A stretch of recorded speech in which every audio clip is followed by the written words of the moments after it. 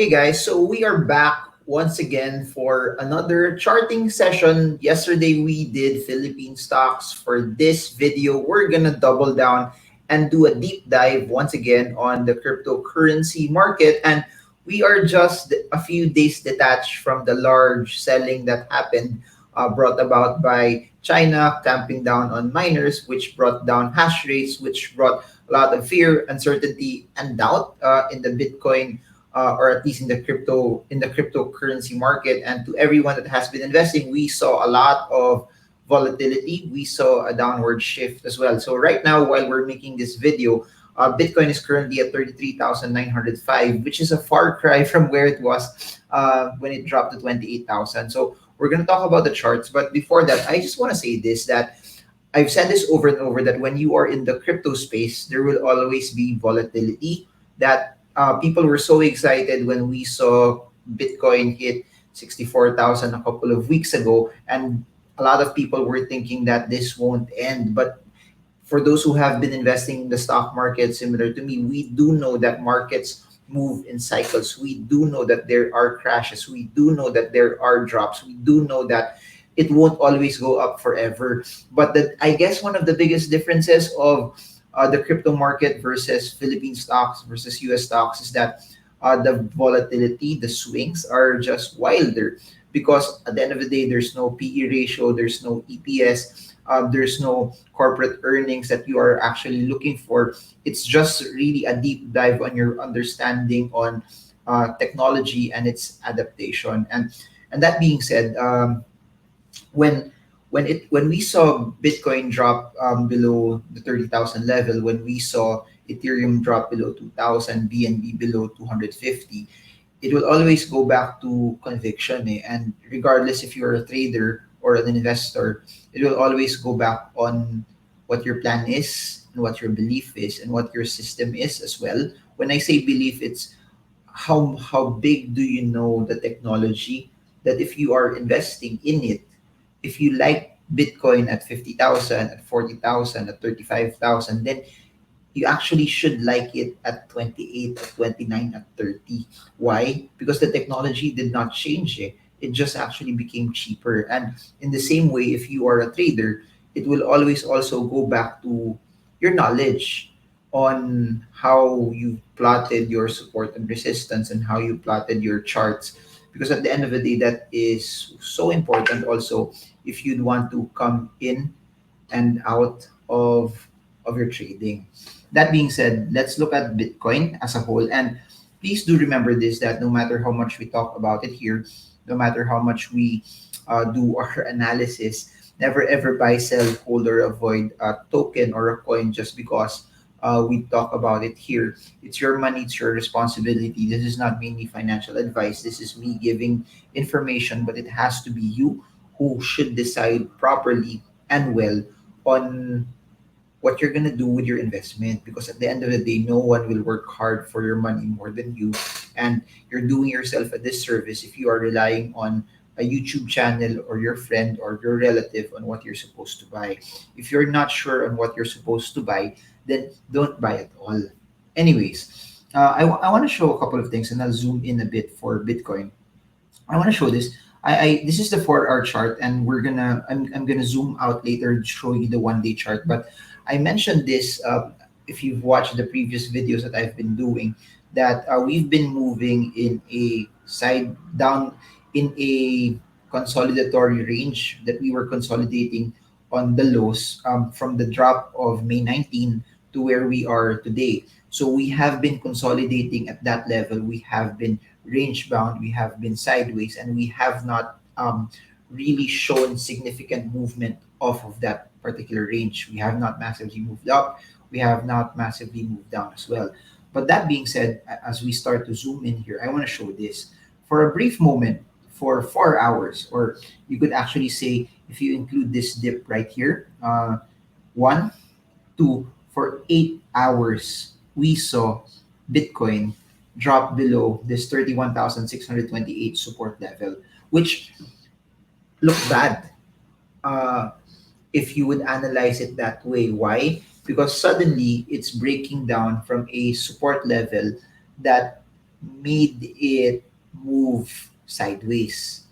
And that being said, for those who attended our Stock Smart's technical analysis sessions, you do know when we see assets, regardless if they're stocks or cryptos, fall beyond the support level or break down, it's followed by larger movements downward. And it's nice to see that the dip, as you can see right here, was followed by a green candle. So if you look at the wick, no, the wick dropped to as low as somewhere around 28,000, then push up once again. So at least you know that around this area, there's a significant level of buying. And um, I just wanted to say this, especially if you are a long-term investor or if you are a person who bought higher and then you bought because you heard your friend buy it. There has to be a deeper conviction because the ones that sold were mostly retailers that panicked. And I say this over and over as someone who wants the best out of the 265,000 people who subscribe to this channel is that come in with your plan that when you see a sell down, you have to react quickly if you are trading it. Of course, if it breaks down, it's not wrong to cut your losses. But if you are an investor, don't panic sell. Don't panic sell. Every time you panic sell, you will always lose. Every time you panic sell, it won't end up really, really good and well for you. But that being said, a few hours after, there was immense buying that brought us above the 31,628 mark, then followed by one, two, three of massive green candles that pushed us higher. And right now we have two indecision candles for the past 8 hours. What's interesting though, above all of this is that number one, we are above the 20-day moving average already from a 4-hour candlestick. If I will zoom out using a daily candle, you will see this. We're still hovering in the same support and resistance range, but in my opinion, no, we really haven't broken out of the 40,737 market. And if you want the cryptocurrency markets, if you want Bitcoin to push higher, it must cover and break out the 40,737 mark. It must break out from then watch out for the 100-day moving average. Then watch out also for the 200-day moving average. So the 200-day moving average is around the 43,200 mark. The 100-day moving average is around the 48,880 level. So I think those are significant resistances that should be look watched after, that you should watch, because as you've all seen, we've seen a lot of cryptocurrencies massively push down, and they just ride and they just follow whatever's happening to Bitcoin. So if Bitcoin pushes up once again, it will carry the entire cryptocurrency market as well. So if you just watch one parameter, just watch Bitcoin, because when Bitcoin starts to move up, it will anchor the entire cryptocurrency market. So right now, at least from a daily chart perspective, we have a bounce from support, but in my opinion, it's not yet out of the woods yet because it's below the moving average. What's interesting though about this also is that we see the RSI at least start to bounce back. It didn't really reach oversold levels as what it did last March 19 and as what it did last March 23, but it came close to it. But we're seeing it now starting to bounce back once again. I want to mention this also, that you see it right. The last time that it literally was very very close to overbought levels was somewhere here around April, when we saw Bitcoin already move into its all-time high. So I guess what I want to mention to all of you just talking about Bitcoin right now is that at least it's back towards its range. It's already back towards the 31,628 support and the 40,737 level. So I like it when we see markets consolidate, because at least at this point in time, it removes panic, it removes fear, and in the same way, on the flip side, also it removes a lot of excitement, and it allows people also to build a base right here, and it allows it also to stabilize. And I think what's interesting about that, if it stays a long period at this price range, it conditions, I guess, people that okay, nasanay na we're already, sorry, I'm trying to not just speak purely in Tagalog because I know there's a lot of people watching this also that are purely English speakers, but we've been used to this level for quite some time that it doesn't become too scary. It doesn't become too scary anymore. Because if it moves up too fast, please remember context. It was below 20,000 last year. It was below 10,000 last year. So for a lot of people, 30 plus thousand seems so high. Even at the start of the year, when we were at 30,000, it seems so high already. But when it consolidates and stays at a certain level, it allows people that at this price range, I'm comfortable with it, and I think we need that. Bitcoin historically also, the more mature it gets, the larger the market cap is, more institutions also coming in. You can check it out. The volatility over the past few years has started to diminish. It's still volatile. It will be massively more volatile than any stock that you could position into, but uh, it has lost its volatility through the years. So I think that for those that are a bit risk averse, this is something that is something worth interesting to note for all of you. And I just want to show this also that um, let's look at Ethereum. For Ethereum, this is how the progression is. So the difference, I guess, between Ethereum and Bitcoin is that Ethereum really hasn't gone back yet on the 2,113 level. Uh, Unlike Bitcoin, it has already gone back. Gone back. Ethereum is still breaking down from that particular level. What's protecting it though is that the 200-day moving average at 1884. It's a third day that it's holding at this level. So Monday, large drop.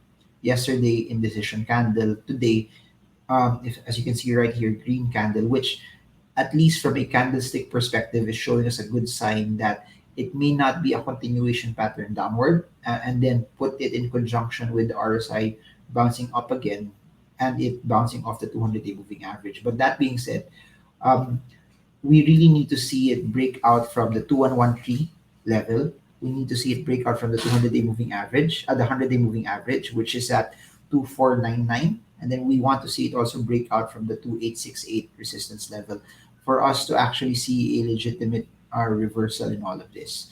I want to talk about also BNB. And for BNB, I just want to make a shout out. I'm one of four Filipinos that is part of the Binance NFT launch tomorrow, and it's an honor, no, to also be part of a select crowd of Filipinos. And if you want to dabble into NFTs, which I believe is the future of collectibles, which I believe is the future of um, I believe is the future of art as well, uh, and you already have a Binance account, it's a good way for you actually to have exposure in it.